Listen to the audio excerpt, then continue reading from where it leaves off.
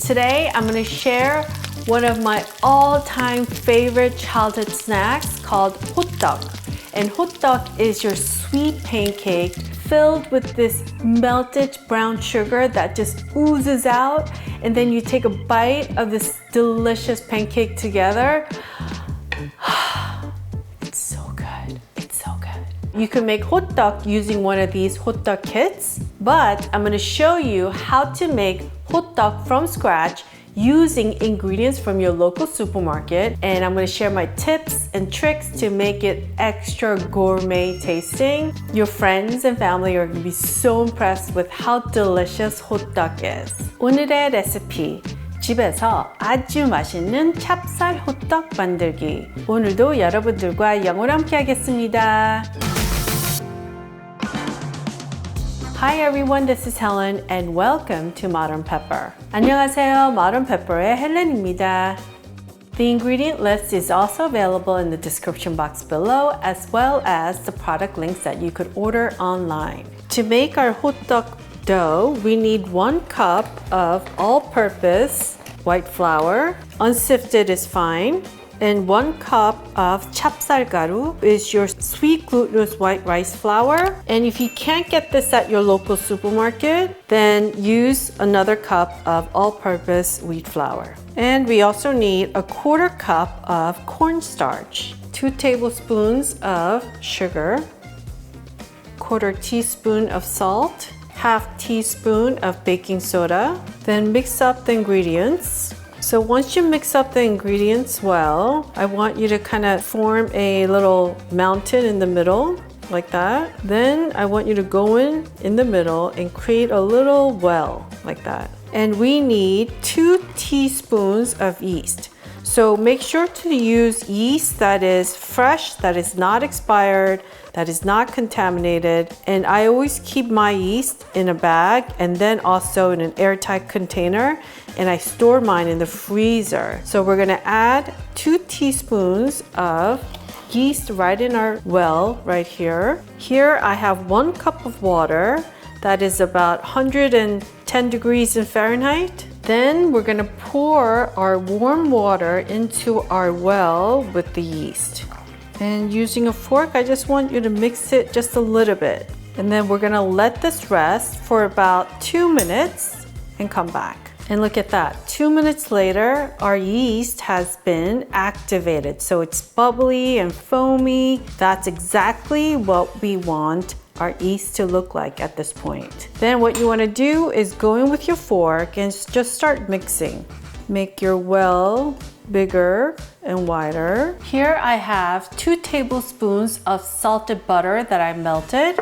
And to this, we're gonna add 1/2 tablespoon of your finest vanilla extract. Mix this up. Then I want you to slowly pour your melted butter and vanilla extract into our bowl. Go in with our spoon and just mix everything up. And turn your bowl as you mix and mix. This is what's left over, 3/4 cups of water from the 1 cup of water that we used earlier. And I want you to heat it back up so that it's almost to 130 degrees in Fahrenheit. So we want this water to be slightly warmer than before. Then I want you to pour the water, and don't pour all of it. You could always add more. I have about 1/8 cup of water left, and we're gonna save that as a reserve. Mix everything up. So you turn your bowl and you scoop with the fork and mix and mix and mix. Now the water amount will vary depending on if it's a hot kitchen or cold kitchen, or if you're at sea level or mountain level. So you need to adjust accordingly. But before you add more water, I just want you to mix everything like this for about a good minute. So a minute later, look, it should have this like really wet, gummy consistency. And at this point, the only thing to do is just go around in circles, go around rotating your bowl, and I just want you to mix everything like this and whip and mix as you turn your bowl. I want you to do this for 5 minutes. And if you have a stand mixer, oh boy, you're lucky. You could just run this for about 5 minutes on slow speed. And 5 minutes later, your dough should still be wet, but a bit more gummy than before, like that. And then scrape down the wall of the bowl, like so. Then place your plastic wrap on top and seal it tight. Then I want you to place the bowl on a kitchen towel, then cover it with another kitchen towel on top, because I want you to keep this bowl nice and warm and away from the draft or any part of the kitchen that is too hot or too cold. And we're going to let this dough rest for 3 to 4 hours or until it triples in size. And here's another batch that I made a few hours ago. This is a secret to making really chewy and delicious sweet pancake dough. Some people let the dough rest for up to 12 hours. You want to get to a point where it literally triples in size, because the longer you let the dough sit, the tastier the pancake chewiness gets. All right, let's take a look. Look at that. The dough has literally tripled in size. Okay, so for our HotTeok stuffing, you need to get some brown sugar. Use medium or dark brown sugar and budget about 1 tablespoon per each pancake. Now, the simplest combination is using brown sugar and a little bit of peanut crumbles, or you could use a nut mixture like so. And I like to make it extra decadent by adding semi-sweet chocolate chips with marshmallows. Oh yeah, such a great combination together. And one of my favorite combinations, fresh blueberries with melted brown sugar. Oh yeah, really, really yummy. Now, to make our HotTeok, you need a HotTeok presser, and you could grab these at any big Korean supermarket or order them online, and I'll have the link below. But if you can't get this, you could also use an ordinary potato masher tool like this one. Set your heat to high and place your frying pan, and I want you to preheat it for about a good minute or two. Here's what I like to do. I like to divide up the dough into 6 sections. So we're gonna make 6 HotTeok pancakes using your kitchen shears. And it's just easier to kind of keep everything somewhat equal like that. Now I want you to have some oil on the side, and I want you to dip your fingertips in here, generous amount like that. Lubricate your hands with the oil. Then we're gonna pick up 1 section of our pre-cut dough. Just roll it up in your hand and then press it down and make a little well in here.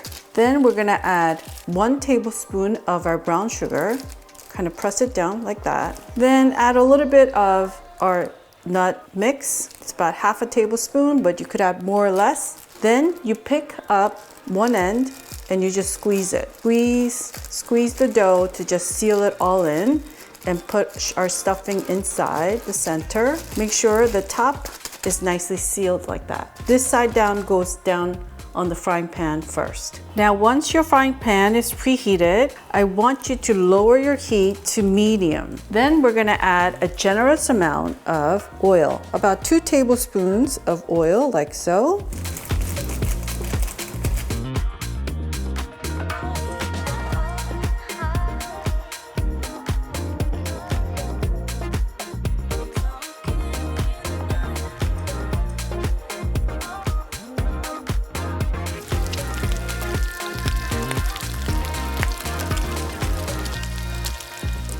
So on medium heat, I want you to just let these guys just hang out until the bottom turns golden brown. It's been about a minute on medium heat, and let's take a look. Oh yeah, that's the color that we want, that golden brown color. This is ready to be flipped. And then as soon as you flip it, you want to go in with your HotTeok presser and gently push it down. Do not flatten it all the way, just gently push it down and wait for it to turn golden brown on the other side as well.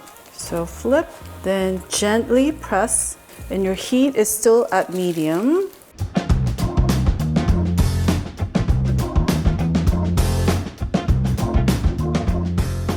And we're just gonna let this continue cooking at medium heat until it's golden brown on the other side as well. You see the brown sugar oozing out? Oh, yeah, you want that. You want that little bit of that burnt brown sugar taste to it.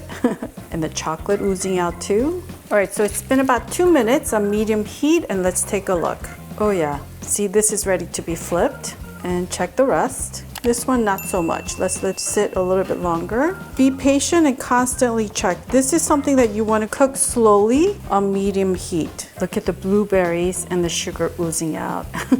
Now, once you turn everything over on the other side to cook, what I want you to do is place a aluminum foil loosely like so, and I want you to lower your heat to low or at simmering. And we're just gonna kind of let these guys finish cooking for 2 minutes. So it's been 2 minutes, so we're gonna turn off our heat, and these guys are ready. So you need to take these guys off and put them on a cooling rack and make sure to cool it down for 5 minutes before eating. And our last one, our chocolate and marshmallow stuffed HotTeok. No, you cannot freeze the HotTeok dough, but you could wrap them up after your HotTeok comes to room temperature, put it in a freezer bag, and store it in your freezer and eat it within a month. And when you're ready to frost it and put it in a toaster oven and enjoy it with your morning or afternoon coffee. I'm so excited. It was really hard to not pick at it while it was cooling down, but the smell is amazing, amazing. This is the one with our brown sugar and medley of mixed nuts. You see that oozing out? Oh, that's the best part. So it's still very warm right now. It's chewy. It's like the perfect amount of sweetness. It's not overly sweet. And then you get a little bit of that crunch from the nuts. And with our fresh blueberries, oh, and brown sugar, look at that. Again, that oozing out. You gotta go in the center where the blueberries are.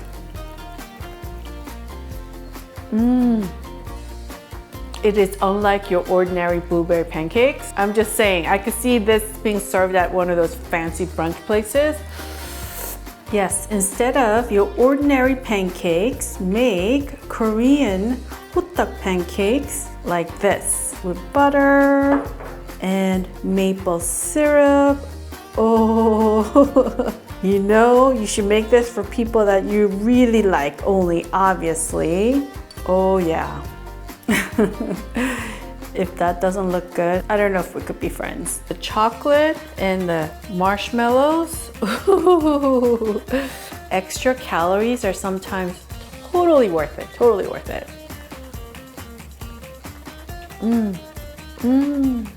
Chocolate, marshmallows, and brown sugar.